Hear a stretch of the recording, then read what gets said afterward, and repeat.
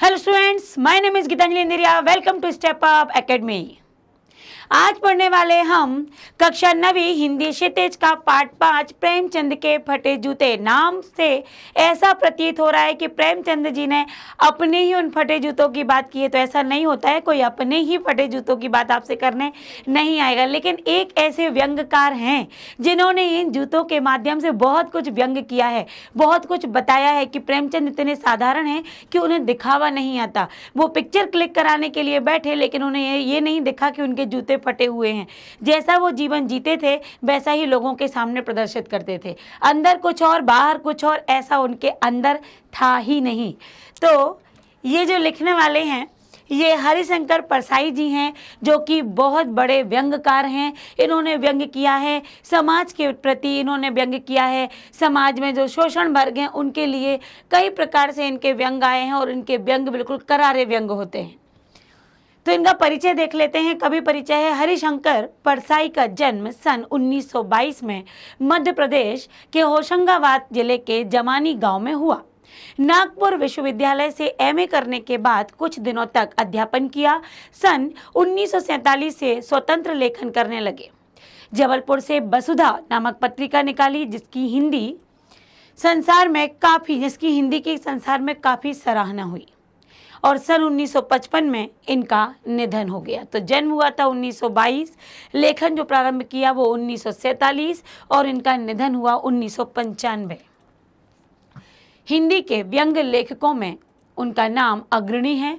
परसाई जी की कृतियों में हंसते भी हैं और रोते भी हैं। जैसे उनके दिन फिरे कहानी संग्रह है, रानी नागफनी की कहानी, तट की खोज उपन्यास, तब की बात और थी, भूत के पांव पीछे, बेईमानी की परत, पगडंडियों का जमाना, सदाचार का ताबीज, शिकायत मुझे भी है और अंत में निबंध संग्रह, वैष्णव की फिसलन, तिरछी रेखाएं, ठिठुरता हुआ गणतंत्र, विकलांग श्रद्धा का दौर, व्यंग संग्रह। ये व्यंग संग्रह, ये सब कुछ उनके जाने माने उल्लेख हैं, जाने मानी कृतियां हैं। भारतीय जीवन के पाखंड, भ्रष्टाचार, अंतर्विरोध, बेईमानी आदि पर लिखे उनके व्यंग उनके लेखों में शोषण के विरुद्ध साहित्य की भूमिका का निर्वाह किया। उनका व्यंग लेखन परिवर्तन की चेतना पैदा करता है। मतलब ऐसे व्यंग, करारे व्यंग जो लोगों का हृदय झकझोर डालें, उनको बदलने पर मजबूर कर दें, तो उनके परिवर्तन की चेतना पैदा होती है। कोरे हास्य से अलग यह व्यंग आदर्श के पक्ष में अपनी उपस्थिति दर्ज कराता है। सामाजिक, राजनैतिक और धार्मिक पाखंड पर लिखे उनके व्यंग्यों ने व्यंग्य साहित्य के मानकों का निर्माण किया। परसाई जी की बोलचाल की सामान्य भाषा का प्रयोग करते हैं, किंतु संरचना के अनूठेपन के कारण उनकी भाषा की मारक क्षमता बहुत बढ़ जाती है। प्रेमचंद के फटे जूते शीर्षक निबंध में परसाई जी ने प्रेमचंद के व्यक्तित्व की सादगी के साथ एक रचनाकार की अंतर्वेदी सामाजिक दृष्टि का विवेचन करते हुए आज की दिखावे की प्रवृत्ति एवं अवसरवादिता पर व्यंग किया है। तो उन्होंने आज का दिखावा, लोग कितना दिखावा करते हैं, इस पर व्यंग किया है। लोगों पर ये दिखाते हुए कि प्रेमचंद जी को तो देखो, इतने जाने माने प्रसिद्ध कहानीकार, उपन्यासकार, जिनको ये चिंता ही नहीं है कि उनके जूते फटे हुए हैं, और उनकी जो फोटो निकाली जा रही है, जो पिक्चर निकाली जा रही है, वो सभी देखेंगे। तो ये दिखावा उनके अंदर नहीं था, वो जैसे हैं वो वैसे ही आकर बैठ गए। प्रेमचंद्र का एक चित्र सामने है, पत्नी के साथ फोटो खिंचा रहे हैं। सिर पर किसी मोटे कपड़े की टोपी है, कुर्ता और धोती पहने हैं, कनपट्टी चिपकी हुई है, मतलब जो टोपी है ऐसी कनपट्टी है, गालों की हड्डियां उभर आई हैं, ये वाला हिस्सा निकल आया है, और घनी मूछें चेहरे को हरा भरा बतलाती हैं। वैसे प्रेमचंद जी का जो चेहरा है वो पतला है, लेकिन मूछों के कारण वो कैसे हो रहा है, चेहरा भरा भरा लग रहा है। पाँव में कैनवरा के जूते हैं, जिनके बंद बेतरतीब बंधे हुए हैं, मतलब तरीके से बंद, लेस भी नहीं बंधी हुई है। लापरवाही से उपयोग करने पर बंद के सिरों पर लोहे की पतरी निकल जाती है। यहाँ पर जो बंद होते हैं आप देख पा रहे होंगे, यहाँ पर लोहे की पतरी, मतलब ऐसे गोल गोल लगा होता है, जिनके अंदर से बंद हम निकालते हैं। तो जब हम इनको टाइट बांध लेते हैं तब क्या होता है, वो बिल्कुल खिंच जाते हैं और वो लोहे की वो पट्टी जो लगी हुई है, पत्ती छोटी सी, वो क्या होती है, खिंच जाती है। तो वैसे ही है कि जो लोहे की पतरी निकल जाती है और छेदों में बंद डालने में परेशानी भी होती है, तब बंद कैसे भी कस लिए जाते हैं, बड़ी दिक्कत आती है उसमें लेस डालने में, तो जल्दी जल्दी कैसे भी निकाल के हम बस टाइट कर लेते हैं उसे। ऐसे ही कुछ यहाँ पर प्रेमचंद जी ने किया। दाहिने पांव का जूता तो ठीक है, मगर बाएं जूते में बड़ा छेद हो गया है, जिसमें से अंगुली बाहर निकल आई है। मेरी दृष्टि इस जूते पर अटक गई। किसकी? परसाई जी की। सोचता हूँ फोटो खिंचाने की अगर यह पोशाक है तो पहनने की कैसी होगी। जब हम फोटो निकलवाते हैं तो हम कहते रुको रुको रुको, अच्छे कपड़े पहने लगे, नहीं नहीं ये ड्रेस अच्छी नहीं है, नहीं मैं तैयार होके आ जाने दो, ये वाला अच्छा लगेगा, नहीं अभी अभी थोड़ी देर बाद हम दूसरी ड्रेस चेंज करेंगे, फिर हम उस पर। आज के लोगों में ये है। पर वो लेखक कह रहे हैं यदि उस समय जो फटा जूता प्रेमचंद ने पहना, यदि फोटो निकलवाने के लिए ये उन्होंने ड्रेस पहनी थी, ये पोशाक पहनी थी, तो बताइए कि सामान्य पोशाक कैसी रही होगी जो रोजमर्रा में वो पहनते थे। नहीं, इस आदमी की अलग अलग पोशाकें नहीं होंगी, कोई अलग पोशाक नहीं है, इसमें पोशाकें बदलने का गुण ही नहीं है। यह जैसा है वैसा ही फोटो में खिंच जाता है। कोई दिखावा नहीं कि बाहर जाने के अलग कपड़े, फिर अलग घर में रहने के अलग कपड़े, लोगों से बात करने के अलग कपड़े, तो फोटो खिंचवाने के अलग कपड़े, तो सोने के अलग कपड़े। जी नहीं, बहुत साधारण सा जीवन जीते थे प्रेमचंद जी। दिखावे का नाम मात्र भी उनके अंदर कोई अंश नहीं था। मैं चेहरे की तरफ देखता हूँ। क्या तुम्हें मालूम है मेरे साहित्यिक पुरखे कि तुम्हारा जूता फट गया है। परसाई जी कह रहे हैं, मैं उनकी फोटो की तरफ, उनके चेहरे की तरफ देख रहा हूँ। मेरे साहित्यिक पुरखे, अरे मेरे साहित्य के पूर्वज, क्या आपको मालूम है कि आपका जूता फटा हुआ है और अंगुली बाहर दिख रही है। क्या तुम्हें इसका जरा भी एहसास नहीं, जरा लज्जा, संकोच या झेप नहीं। क्या तुम इतना भी नहीं जानते कि धोती को थोड़ा नीचे खींच लो जिससे अंगुली ढक सकती, मगर फिर भी तुम्हारे चेहरे पर बड़ी ही बेपरवाही और बड़ा ही विश्वास है। कैसे कैसे इतना विश्वास तुम्हारे अंदर है। आज के लोग होते तो वो अंगुली को छुपाने के लिए, अंगुली क्या, वो जूता ही नहीं पहनते, चाहे तो फोटो ना निकलवाते। पर आपको इतना तो एहसास होना था कि उसमें से उंगली निकली हुई है। अब देखिए आगे क्या सोचते हैं। अब चूंकि ये तो सारी फोटो से बातें हो रही और हम लोगों को बताया जा रहा है। फोटोग्राफर ने जब रेडी प्लीज कहा होगा, कहता है फोटोग्राफर रेडी प्लीज स्माइल ऐसे कर, तो रेडी प्लीज कहा होगा, तब परंपरा के अनुसार तुमने मुस्कान लाने की कोशिश तो की होगी, चेहरे पर मुस्कुराहट तो कहीं ना कहीं आई होगी।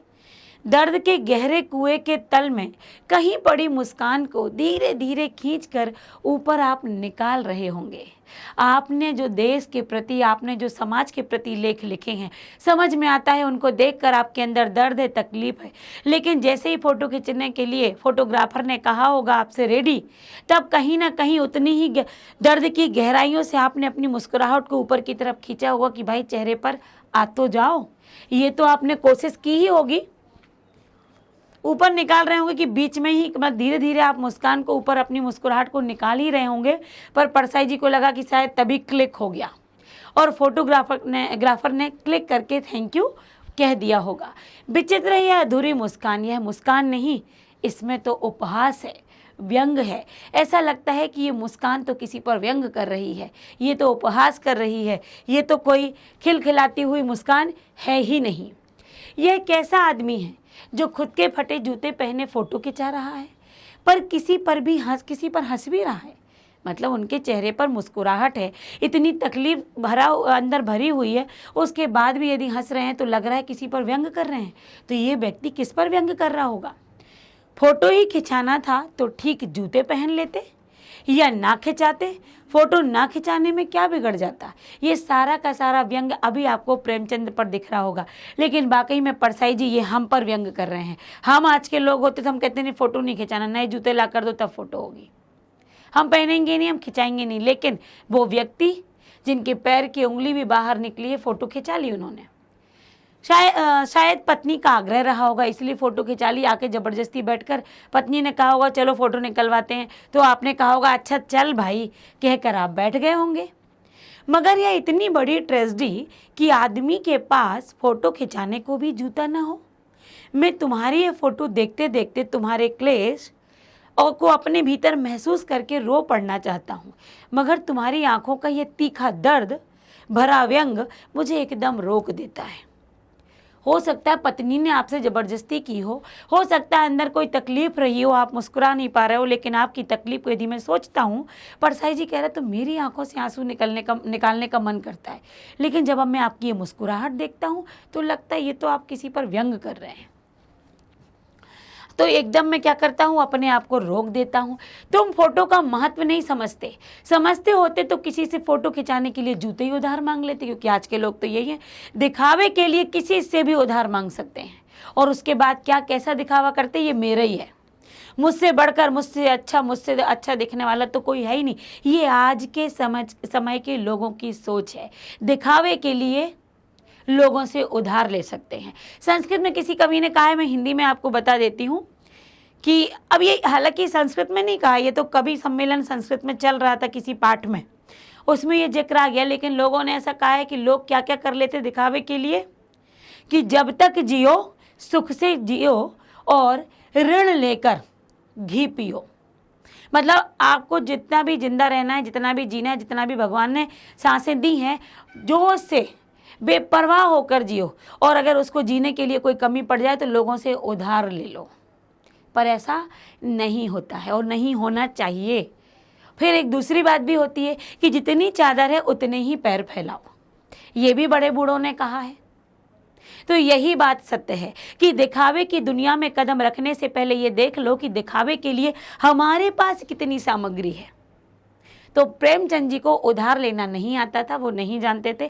आज के लोग ऐसा करते, इसलिए परसाई जी ने व्यंग कर दिया कि यदि आपको खिंचवानी थी फोटो तो आप किसी से उधार मांग लेते। उधार भी तो वस्तु मांगी जाती हैं। फोटो खिंचाने के लिए तो आज के लोग बीवी तक उधार में ले लेते हैं।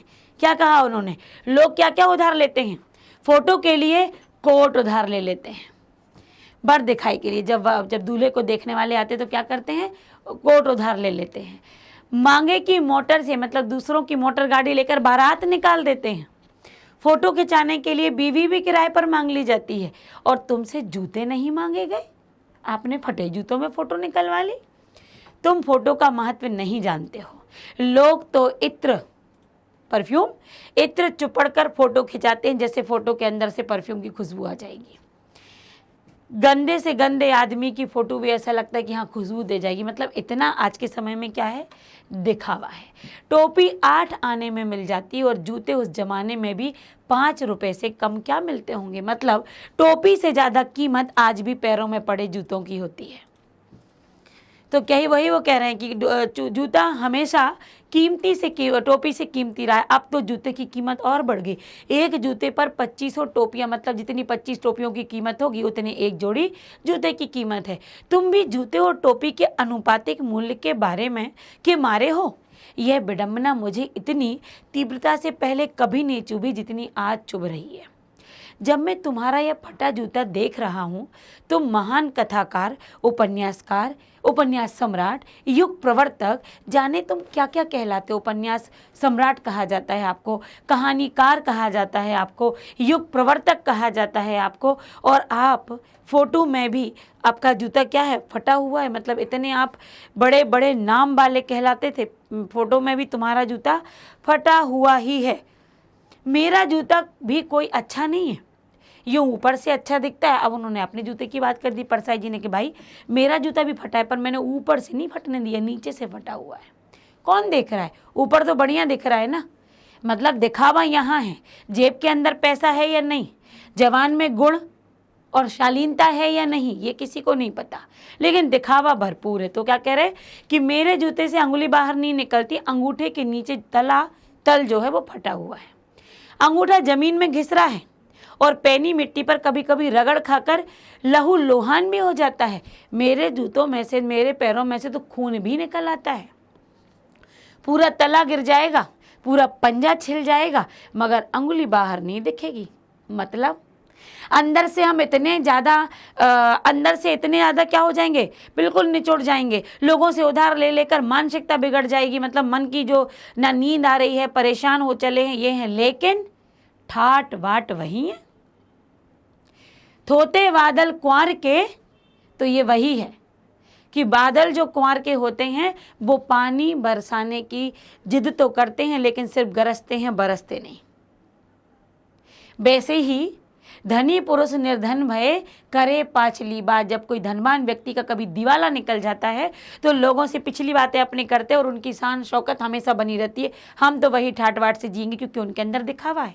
तो वही है, परसाई जी आज के समाज की तरफ ये व्यंग कर रहे हैं कि अंदर से कितने भी हम बिल्कुल खोखले हो जाएं, हम लोगों के कर्ज में दब जाएं, लेकिन अपनी उंगली नहीं दिखने देंगे कि हमारा जूता फटा है। मतलब हम कितने पानी में ये किसी को पता नहीं होने देंगे, दिखावा भरपूर करेंगे। पर वो कह रहे हैं कि प्रेमचंद जी, आप तो इतने बड़े बड़े नामों से नवाजे गए हो, आपको नहीं लगा कि उंगली नहीं दिखनी चाहिए? तो पंजा घिस रहा है तुम, अब वो कह रहे हैं कि तुम्हारा ये पंजा छिल जाएगा मगर उंगली नहीं दिखेगी। तुम्हारी उंगली दिखती है पर पांव सुरक्षित है, मेरी उंगली ढकी है पर पंजा घिस चुका है। व्यक्ति के अंदर दिखावा नहीं, जैसा अंदर वैसा बाहर। तो उसे कुछ भी, किसी के अंदर वो कर्ज में नहीं डूबा, जो कुछ है सामने है, कोई अंदर दोराहा नहीं, किसी प्रकार की झूठ नहीं, आराम से इज्जत बची हुई है। बस जूता ही फटा है ना, फटा रहने दो, किसका नहीं फटता। लेकिन तलवा घिस गया और शान शौकत रह गई, तो ये क्या करेंगे, हमेशा झूठ और दिखावे में जिएंगे। वो ज़्यादा दिन नहीं चल पाएगा। तुम पर्दे का महत्व ही नहीं जानते, और हम आज के लोग तो पर्दे पर कुर्बान हैं। सारी बुराइयां छुपा लो, सारी गरीबी छुपा लो, अरे बस हमारा ऊपर का सूट बूट कोट दिखने दो। तुम फटा जूता बड़े ठाठ से पहने हो, मैं ऐसे नहीं पहन सकता। फोटो तो जिंदगी भर इस तरह नहीं खिंचाऊं, चाहे कोई जीवनी बिना फोटो के ही छाप दे। मतलब मेरी मरने के बाद मेरी जीवनी लोग बिना फोटो के निकालने पर ऐसी फोटो मैं ना खिंचवाऊं। तुम्हारी यह व्यंग मुस्कान मेरे हौसले पस्त कर देती है। क्या मतलब है इसका? कौन सी मुस्कान है यह? क्या होरी का गोदान हो गया? क्या पूस की रात में नील गाय हलगू का खेत चर गई? ये उनके उपन्यासों की बातें। क्या सुजान भगत का लड़का मर गया क्योंकि डॉक्टर क्लब छोड़कर नहीं आ सकते थे? आखिर ये मुस्कान किस बात के लिए है और किसके लिए है? नहीं, मुझे लगता है कि माधो औरत के कफन के चंदे की शराब मुस्कान मालूम होती है। मैं तुम्हारा जूता फिर देखता हूँ कैसे फट गया ये मेरी जनता के लेखक। क्या बहुत चक्कर काटते रहते हो आप? क्या पैदल चलते हो?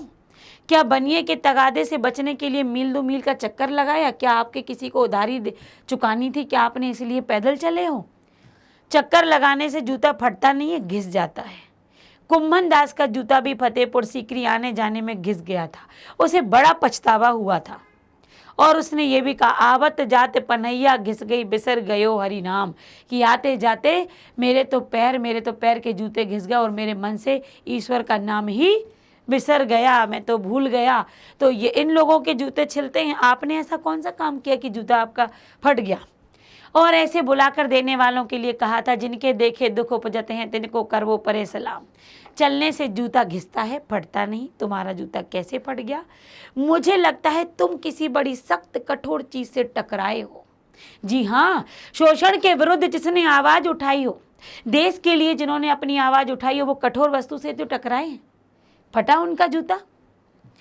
कोई चीज जो परत पर परत सदियों से जम गई हो, उसे शायद तुमने ठोकर मार मार कर अपना जूता फाड़ लिया है। जी हाँ, उस अंधकार, उस कुरीतियों से निकालने के लिए इन्होंने जो जबरदस्त मेहनत की है, बिल्कुल पैदल चलने से इनके जूते फटे होंगे। कोई टीला जो रास्ते पर खड़ा हो गया था, उस पर तुमने अपना लगता है ठोकर मारकर जूता आजमाया, और इसीलिए शायद तुम्हारा जूता फट गया। तुम उसे बचाकर उसके बगल से भी तो निकल सकते थे ना, क्यों ठोकर मारी तुमने?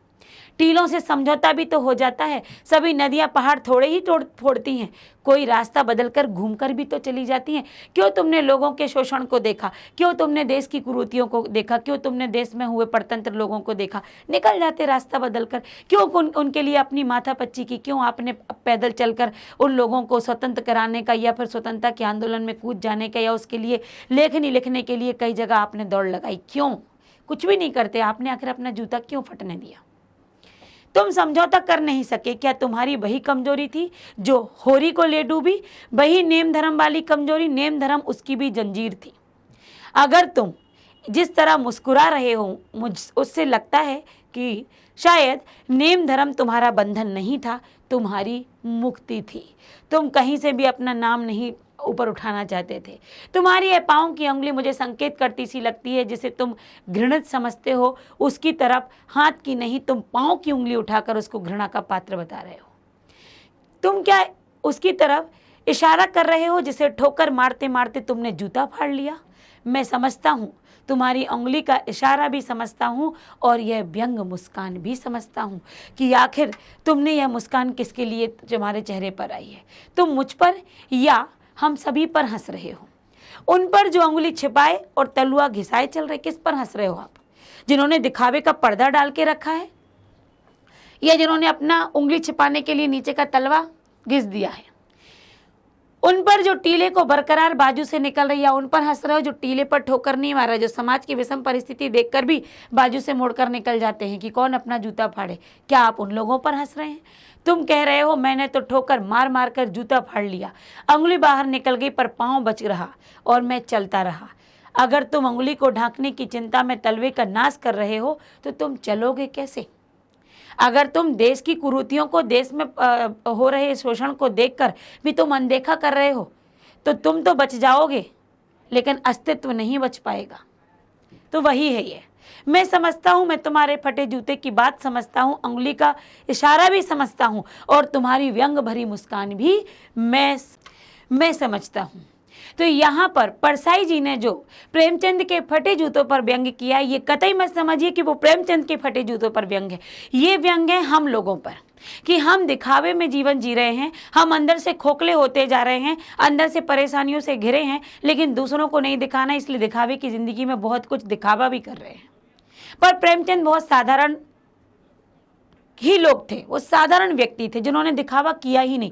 वो समाज की उन कुरीतियों को, समाज के उन बेचारे लोगों को जो शोषित वर्ग से होते हैं, उनको वो अनदेखा कर ही नहीं पाए। इसलिए वो बहुत कुछ उन्होंने अपने जो लेख हैं, जो कहानियां हैं, जो उपन्यास है, उसमें वो लिख बैठे, जिसके लिए उन्होंने मेहनत भी बहुत की। उनका जूता घिस गया, लेकिन सिर्फ जूता का आखिरी हिस्सा फटा, तलवे को घिसने नहीं दिया, मतलब स्वयं के अस्तित्व को मिटने नहीं दिया। तो ये परसाई जी के व्यंग थे जो कहीं ना कहीं बहुत टेढ़े मेढ़े होते हैं, समझना पड़ता है। और मुझे मालूम है कि आपने समझने की पूरी कोशिश की होगी। तो कोशिश आपकी थी और मेरी भी थी, आपने की उसमें।